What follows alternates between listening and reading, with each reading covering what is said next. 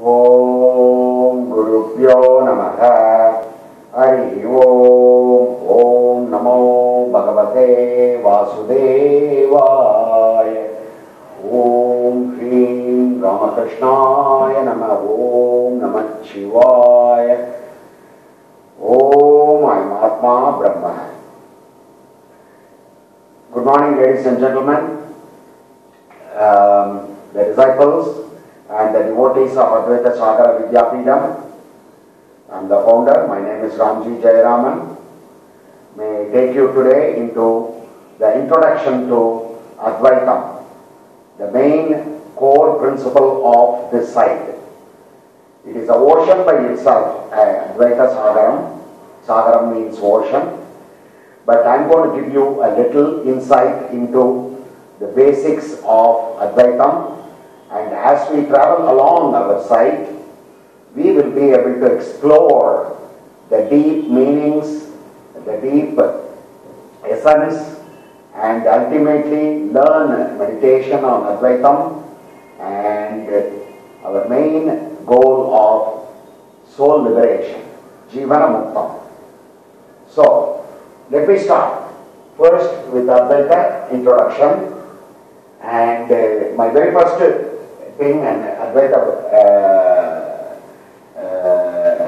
Sagaram is a little bit about the exponents of Advaita during the 8th, 9th and 10th centuries of history in this country.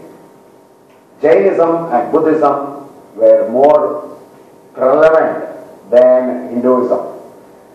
So, Shankara, Lord Shankara, in form of Adi Shankara, came down to Kaladi. He was born to Aryamba, and his guru, Gaudapata, is the founder of Advaitam. And Adi Shankara is the chief exponent who not only brought Advaitam, but he also refuted and defeated the Buddhism and Jainism and brought Advaitam to its own glory and established 4 Peetams in 4 corners of India: Sringeri, Dwaraka, Kedarnath and Puri. So, they both are the 2 main ones. Gaudapata went to Himalayas, and in the walls he brought 41 slokas of Saundarya Lagari, and he gave it to the world. Adi Shankara took that, he added another 59 to it and made 100 slokas which are the foundations of Saundarya Lagari, that is about Maya. Maya, before Brahman, Maya is a very powerful foundation, one of the foundations, the root foundation of Advaita. Maya is not separate from Brahman. Maya is part of Brahman. Maya is not a part of Brahman. Maya is Brahman. We will go, as we go along, this type of a declaration will be very clear and clarified in various discussions that we go through. So bear with me and be patient. The very first fundamental concept of Advaitam is Brahman. Brahman is one without a second. There is no other definition that can be given about Brahman. Because Brahman is beyond the senses, Brahman is beyond the mind, Brahman is beyond the thought, Brahman is beyond the intellect, Brahman is beyond the wisdom. So it is an entity that is beyond everything under Srishti. So, the way to approach Brahman is only through Maya. So, Maya becomes a very important factor in understanding Brahman. So, I'm going to mention Brahman as Brahman. That's it. Normally, any definition, when you give the definition, restricts the entity of the definition.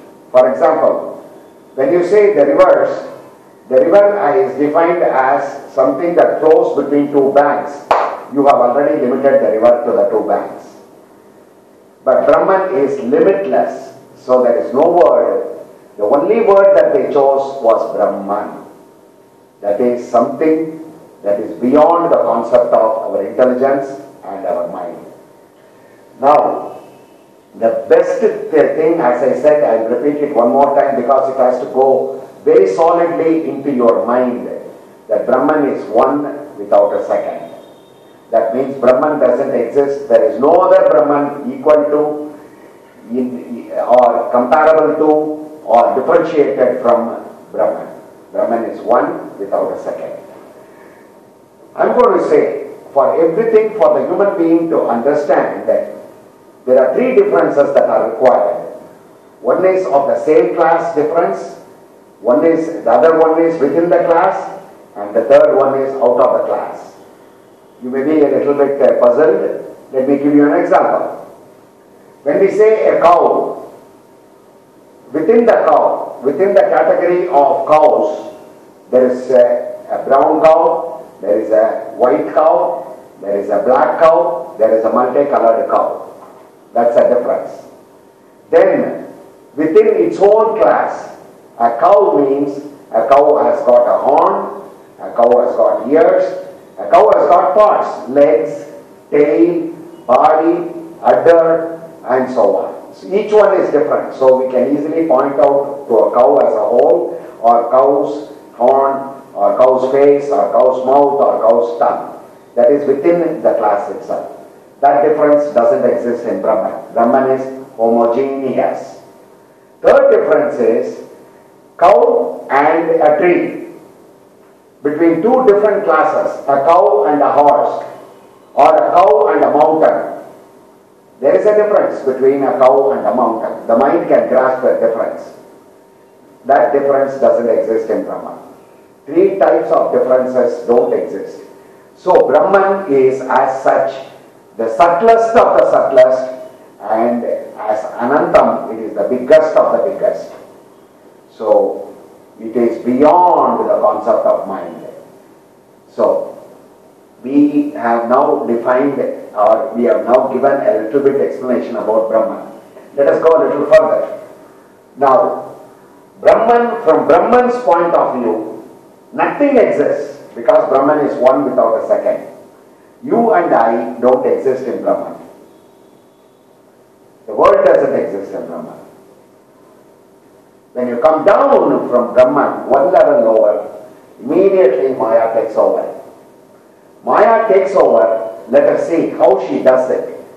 She takes, when I say she, as I said in the previous Maya discourse, that she is considered to be our creatrix, our mother, our cosmic mother, whom we worship all the time. She is Nirguna as well as Saguna. She takes the tamasa part of our three qualities and completely covers Brahman.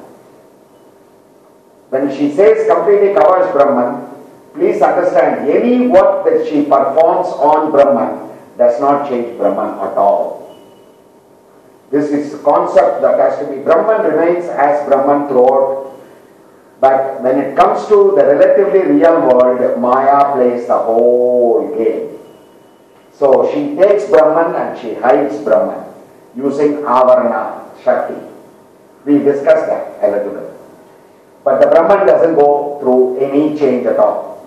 Then she projects the Brahman as Jagat, as the world. That projection is called Vikshebam. It is a mental creation. Nothing is created. According to Advaita, nothing is created. Only Brahman exists. And you are that Brahman. How beautiful is it? The whole thing ends here. My entire Advaita, Sagara, Vidya, Peetam completed in these three sentences that I gave you. Brahman is one without a second. Brahman is beyond the mind and the senses. And Brahman doesn't go through any change at all. The world is not created. The world is the projection of the mind. Let us go deeper and slowly explore. So Maya did two things and projected the world. Then Maya also covered Brahman and brought Brahman to a Saguna level. Saguna means something with certain attributes and gunas. And they are the omnipotence, omniscient, and the omnilucent. So we call that as Ishvara. So Maya takes Brahman and creates Ishvara. This we discussed elaborately, so I am going to go through this. And then Ishvara in turn creates Jiva. Now it is the Jiva under Maya looks at Brahman as the world and goes through samsara, goes through the cycle of birth and death. So it goes through the 6 modes of operation from birth till death. So when we want to understand, we have to one after another remove the what do you call the scabbards. Just like a knife, when the knife is put in a scabbard, the knife is unseen, only the scabbard is seen. Like that, there are 5 scabbards that cover the complete Brahman. We will go into those kosha, they are called koshas because they are part of the human body, they are part of the Virat, the cosmos also. We will discuss that in more exploration. Now, I am going to go into something called Adhyarupa. Okay? Actually speaking, Maya did not do anything at all as creation, just like a potter taking a mud and creating a pot. She didn't do it that way. She used all her yogic powers, which makes impossible possible, possible impossible. That is the definition of Maya. Maya as such exists, but when you look for it, it disappears. But it is it is the ruler of space, time and causation. Earthly life, Karma Bhumi's Jiva is under these 3, space, time and the cause, the reason, the cause and effect. And these are all under Maya. So when you want to reach Brahman, we have to somehow or other understand first of all the Jiva, the Ishvara, the Maya and how she operates and so on. Thereby, as a Jnani Bhakta, we can take a path of meditation or Atma Vichara which directly leads you into the 4 Mahavakyas. I'll just mention the 4 Mahavakyas. A Vakya as such has a meaning. And it, for example, there is a man sitting down there with a red shirt. It's a statement I made. And it has a meaning. But it doesn't give you knowledge. It doesn't give you who the self is. Whereas the Mahavakyas are direct pointers of the self. It directly takes you into the highest Brahman. I will give you the Mahavakyas. Later on in the site, we will write about the Mahavakyas and we will say how this is directly pointing to the highest Brahman. The first Mahavakya is Aham Brahmasmi in Rig Veda. I am Brahman. The second Mahavakya is Prajnanam Brahmaha. Prajnanam means the consciousness, prajna, at the state of deep sleep. What the jiva goes through is prajna. This prajna without the deep sleep is turiya. And that turiya, prajna is Brahman. The third statement, Tat Tvamasi in Chandogya Upanishad. Tat means that, Tvam means jiva, you. Asi means they are identical. They are exactly the same. Tat Tvamasi. This is a very important statement because a lot of world leaders in spiritual, Hindu spiritual Guru Parampara loved that, including Swami Vivekananda. The fourth one is my favorite, which is going to be the sloka of this particular Peetam called I am Atma Brahma. I am Atma Brahma. This Atma which is inside me is nothing but Brahman. But for me, I'll tell you later on a little secret about why I got attracted and how it automatically landed in me during my meditation. It was not exactly given to me, but it was a spiritual experience that I had when I was doing Sri Chakram Upasakam. Devi automatically gave me this particular one. And it also sounded as if it is the best fit for me. I will give you that secret, not in this introduction, but inside, for you to be a little bit curious. Why and how? You will definitely agree with me that this statement, how I landed up with it and how I got that.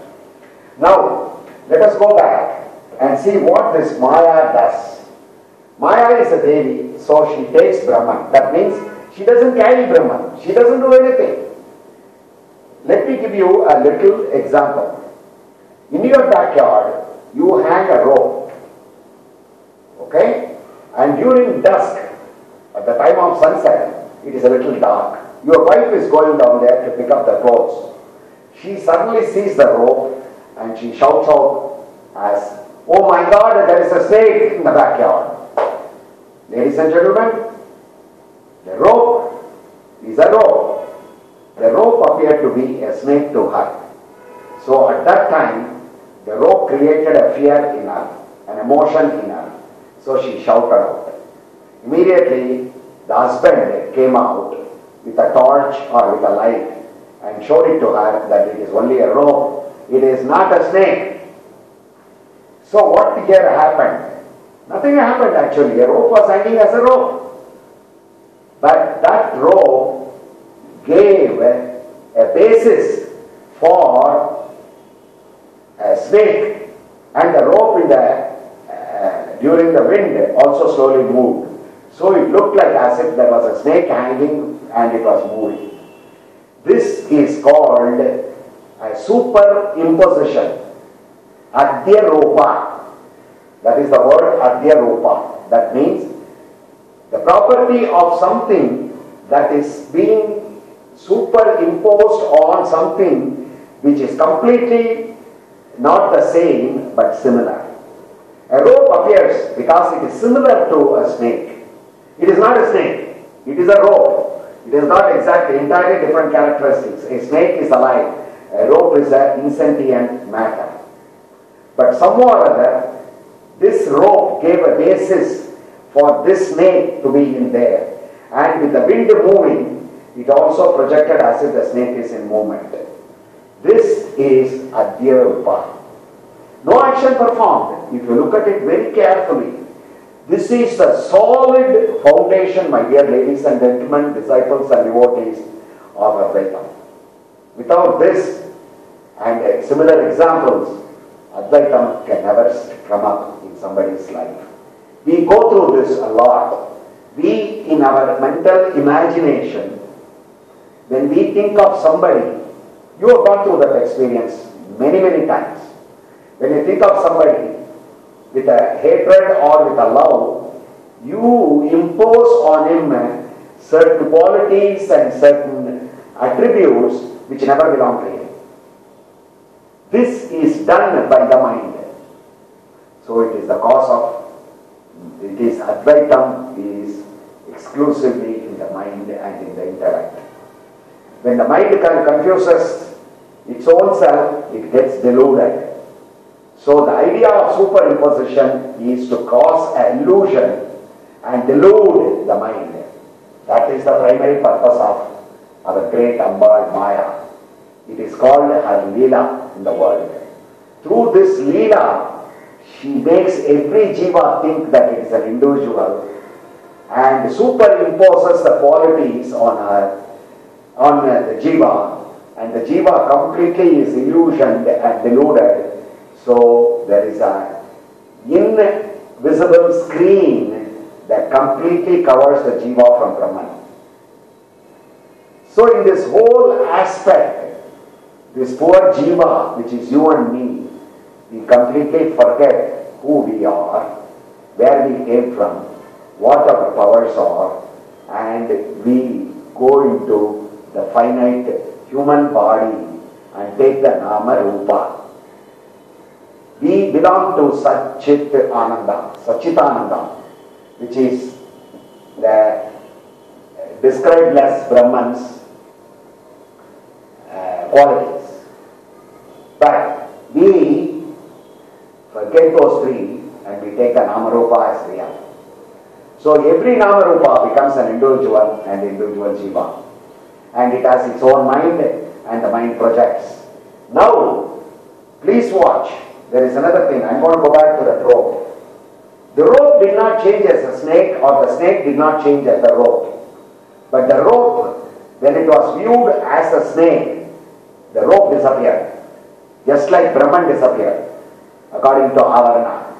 The rope never existed. It is all snake now for her. Till the time a knowledge dawns through her husband by bringing in a light, and she looks at it and then she says snake. It is not a snake, it is a rope. So over a period of time all the fears and everything else disappears and she becomes normal. Maybe at a later time, at a later date, she may still think that it is a rope, it is a snake. But once that thing is removed, that Adhyaropa is removed, knowledge automatically shines up its glory. There is no change in the snake, there was never a snake, and it was all the time the rope. So that is Adhyaropa. Now, we are going to go, we just touched it. There is volumes and volumes written about Adhyaropa with various examples. I will explore them. I am limited with 30 minutes of each lecture, so that you people can get a little interested and further explore the site. May I wish you all the good opportunity. Please take this site. I will make it as simple as possible, and as my gurus taught me, and as I meditated, and as I learned.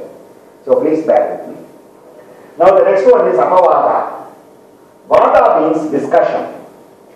A discussion with some kind of a logic. You and I have certain controversies, certain difference of opinion. So I come to you or you come to me, we sit down, we discuss, and we put the facts in the front. And when the facts all line up and we develop a logic, and that logic finally says somebody is mistaken, either one of us, and so the person mistaken eradicates his mistake and gets into knowledge, they both handshake and they both leave. This is Vada. Abhavada is negation of the same thing. For those of you who are in computer science, they will know a positive logic is equal to a negative logic. When you completely turn the positive to a negative, all the logic, all the equations still hold good. The same thing is in Apavada. Apavada is you take the main meanings of the sentences, you go into the subtle meaning, and you, with reference to the context, you take only the meaning that is pertaining to that one, and then you make the actual essence out of it. That is Apavada. When I say thou art that, a simple thing, Tatvamasi, immediately you will say, oh, I can be God. There are lots of religion who refute that. But Hindu religion took the boldness. Look at the kind of a spirit and kind of the boldness that all those rishis and all those sannyasis and munis and yogis of our historic times had. They were bold enough to come openly and declare that I am God, I am that. As we go on using Apavada, various ways of discussion, we will arrive at it. Only when we arrive at it, at the truth, beyond any doubt, then we consider that statement to be a Mahavakya, because it directly points out to the highest Brahman. So, my dear ladies and gentlemen, I have given you Adhyaropa, a little bit of Apavada, a little bit of Mahavakya. Here, I have not talked about Ishvara and Jiva again. I have elaborately discussed, but let me once again, at this context, bring Maya takes Brahman and projects Brahman as Ishvara.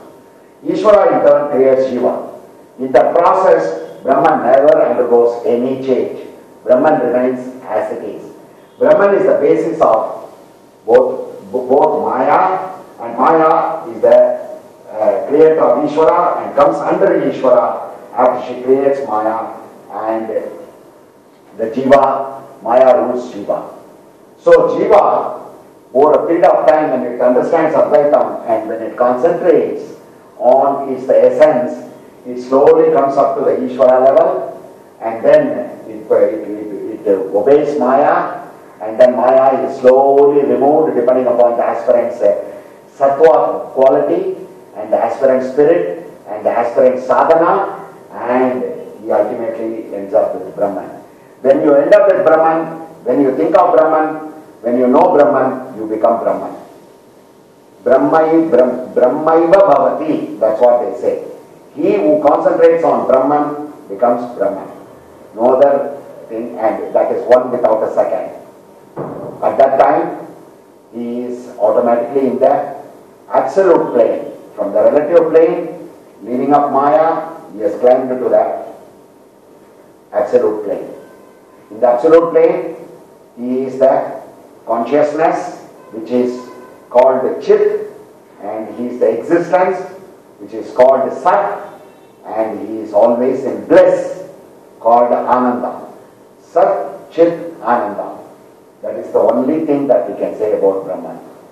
So at this point, Advaita, they take the A out, it becomes Dvaita. Dvaita means two, or plurality. It is Maya's job to create that plurality. In Brahman, there is no plural. So Brahman is one without a second. The highest Brahman is Brahma Satyam. They call it Satyam. The highest truth is only one. Brahma Satyam, Jagat Mithya. Mithya means illusion. The Jagat that has been, the Jagat is constantly changing. The one thing that is constant about, the truth about the world is that the world is constantly changing. The change is constant. What a controversy Maya creates. As we go into the site and as we go further exploration, we will be able to understand it much more. May the Lord be with you. May all you think about Advaitam, and may all you have Ishta Devata, and my namaskars and my blessings to my Guru, and blessings to you all. Om Gurubhyo Namaha Hari Om. Om Namo Bhagavate Vasudevaya. Om Namah Shivaya.